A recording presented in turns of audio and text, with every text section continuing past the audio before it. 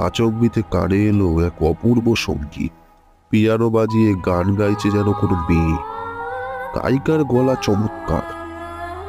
সবিস্ময়ে দুজনে স্তব্ধ হয়ে দাঁড়িয়ে খানিকের জন্য সেই গান শুনলাম। আকাশে বেড়ে উঠল বিদ্যুতের জীবন্ত অগ্নিচিত্র ও উন্মত্ত বজ্রের চিৎকার। ঘরের ভিতরে কোথাও আর চোখ চলে না। বাড়িখানি বেশ ভালো লাগলো। চারিধারে বাগান, যদিও ফুল গাছের চেয়ে বড় বড় গাছই বেশি। টেনিস খেলার জমি, মাঝে মাঝে শ্বেত পাথরের বেদি, একটি ছোট বাহারি ফোয়ারা, এখানে ওখানে লাল কাকড় বিছানো পথ। দোতলা বাড়ি, একেবারে হাল ফ্যাশনের না হলেও সেকেলে নয়।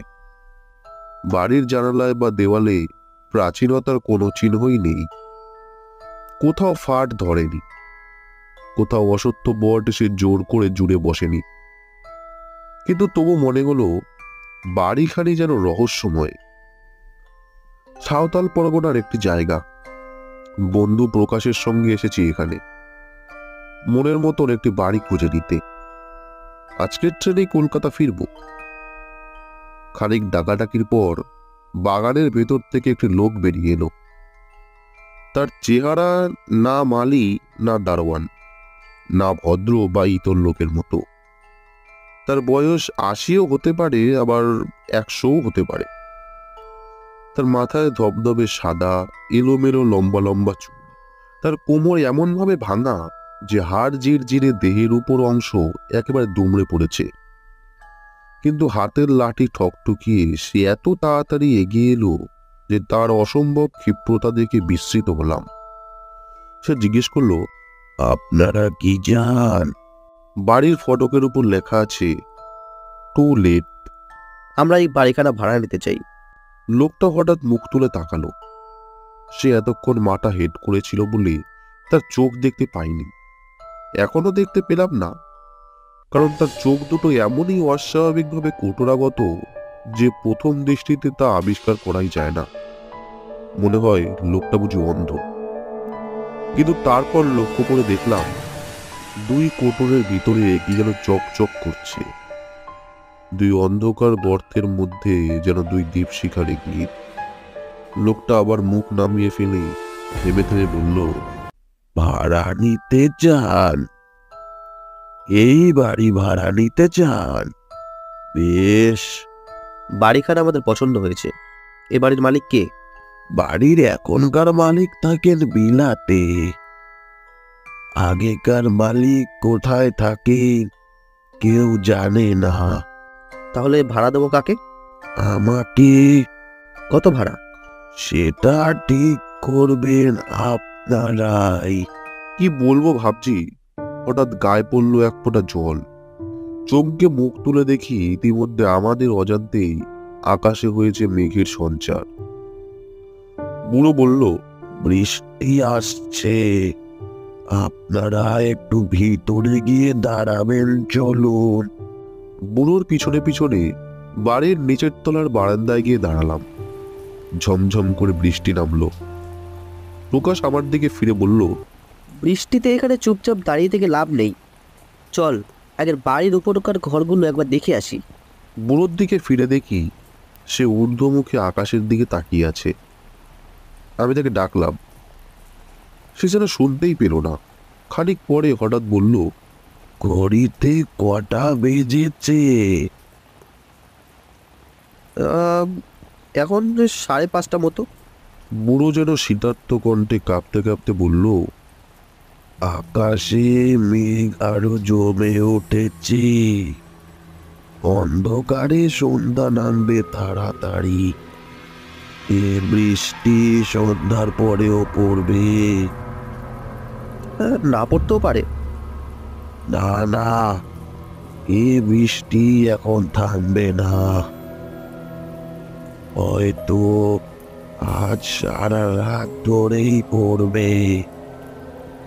আমি মেঘ দেখেই বুঝতে পারি।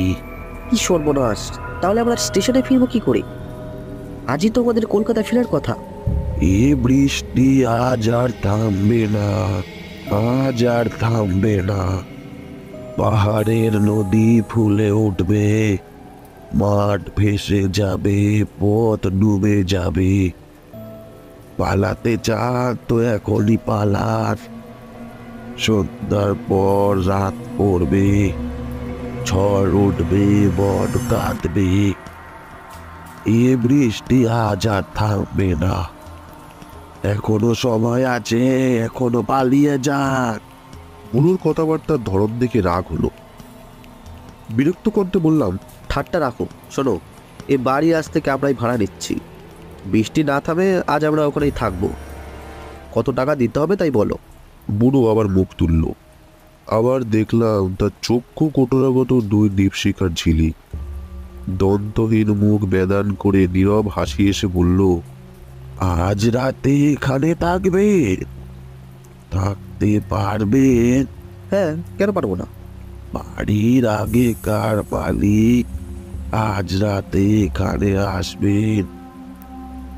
তিনি কোথায় থাকেন তা কেউ জানে না, কিন্তু বৃষ্টির রাতে ঠিক এখানে বেড়াতে আসেন। তাকে দেখলে মানুষ খুশি হয় না। দোতলার হলঘর তার জন্য খোলাই থাকে। এ বৃষ্টির রাতে ও ঘরে একটি কাণ্ড হয়েছিল। কি হয়েছিল? রক্তাক্ত কাণ্ড। সন্ধ্যার সময় মালিক ফিরে এলেন, তখন ঝুপ ঝুপ করে বৃষ্টি পড়ছে। হাতে তার বন্দুক, পরনে তার শিকারের পোশাক। তারপর না না না, সেসব কথা আপনাদের আর শুনে কাজ নেই। কিন্তু সেই দিন থেকে এ বাড়ি খালি। এ বাড়ি কেউ ভাড়া নিতে চায় না। তুমি কি আমাদের ছেলে মানুষ পেয়েছো যে যা তা বলে ভয় দেখাতে চাও? বেশ, তবে তোমরা থাকো, আমি চললুম। কিন্তু সাবধান সাবধান।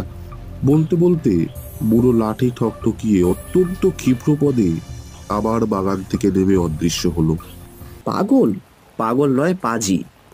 বুড়োর হয়তো ইচ্ছা নয় এ বাড়ি আর কেউ ভাড়া নেয়। সে একলাই এখানে রাজত্ব করতে চায়। কিন্তু বাইরে যখন ভাড়াপত্র টাঙানো আছে, তখন আমাদের ভাবনা কি? চল একবার দোতলার ঘরগুলো দেখে আসি। দোতলার বারান্দায় উঠে দাঁড়ালাম। সেখান থেকে অনেক দূর পর্যন্ত দেখা যায় আরো পুরু, আরো কালো হয়ে উঠেছে আকাশের মেঘ। আরো জোরে, আরো ঘন ধারায় পড়ছে বৃষ্টি। সন্ধ্যার আগেই দ্রুত নেমে এসেছে সন্ধ্যার অন্ধকার। দূরে ছোট ছোট পাহাড়গুলো ক্রমেই ঝাপসা হয়ে আসছে। দুই কুল ভাসানো নদীর ছবি আঁকা। জল থই থই করা প্রান্তের মাঝে মাঝে বড় বড় গাছগুলো মাতাল হয়ে টলমল করছে ঝোড়ো বাতাসের দীর্ঘশ্বাসে। প্রকাশ বিষণ্ণ স্বরে বলল, বুড়োর কথাটা কিন্তু ঠিক। আজ এখানেই বন্দি হতে হবে, উপায় নেই। কিন্তু খাবে কি? আকাশের জল কোথায় শোবে? পিছনে ফিরে ওই হলঘরটা দেখ, ওর 3টে দরজাই খোলা। এখনো যেটুকু আলো আছে তাতেই দেখা যাচ্ছে ঘরের ভিতরে রয়েছে বড় বড় সোফা, কোচ আর চেয়ার। দেওয়ালের গায়ে রয়েছে সোনালি ফ্রেমে বাঁধানো মস্ত মস্ত ছবি আর আয়না। মেঝের উপর একটি কার্পেট পাতা। আশ্চর্য এই যে এমন সাজানো বাড়ি খালি পড়ে আছে। প্রকাশ সন্দেহ বড় কণ্ঠে বলল, তবে কি বুড়োর কথা মিথ্যে নয়? এখনো কি ভুতুরে বাড়ি? খেপেছ? তা মানলে বলতে হয় এ বাড়ির আসল ভূত হচ্ছে ওই বুড়োই। বিচিত্র কি, বুড়োর মতন চেহারা আমি কোনো মানুষেরই দেখিনি। আচম্বিতে কানে এলো এক অপূর্ব সঙ্গীত। পিয়ানো বাজিয়ে গান গাইছে যেন কোনো মেয়ে। গায়িকার গলা চমৎকার। সবিস্ময়ে দুজনে স্তব্ধ হয়ে দাঁড়িয়ে খানিকের জন্য সেই গান শুনলাম। আকাশে বেড়ে উঠল বিদ্যুতের জীবন্ত অগ্নিচিত্র ও উন্মত্ত বজ্রের চিৎকার। ঘরের ভিতরে কোথাও আর চোখ চলে না। তাই বললাম, এই গান আসছে কোথা থেকে? ওই হল ঘরের ভিতর থেকে। বিদেশে আসছি বলে সঙ্গে টর্চ আনতে ভুলিনি। টর্চটা জেলে দুজনেই হল ঘরের ভিতরে ঢুকলাম। সব আসন খালি। ঘরের ভিতরে একটি আরগান রয়েছে, তার সামনেও কেউ নেই। প্রকাশ তবু জোর করেই বলল, যে গাইছে সে এই ঘরেই আছে। অসম্ভব, অন্য কোনো ঘরে গান গাইছে কেউ। না না, গান হচ্ছে তো এখানেই। যে গাইছে তাকে দেখতে পাচ্ছি না বটে, কিন্তু আমি তার উপস্থিতি অনুভব করতে পারছি। আমার মনে হচ্ছে ঘরটা যেন হিমালয়ের বরফ দিয়ে পোড়া। উফ, কি ঠান্ডা! এ মানুষের ঘর নয় বন্ধু, এ হচ্ছে মরার ঘর। আমরা তাড়াতাড়ি বাইরে গিয়ে দাঁড়ালাম। প্রকাশের কথা মিথ্যে নয়, ঘরের চেয়ে বাইরটা বেশ গরম, অথচ ঝোড়ো হাওয়ার তোড়ে সেখানে এসে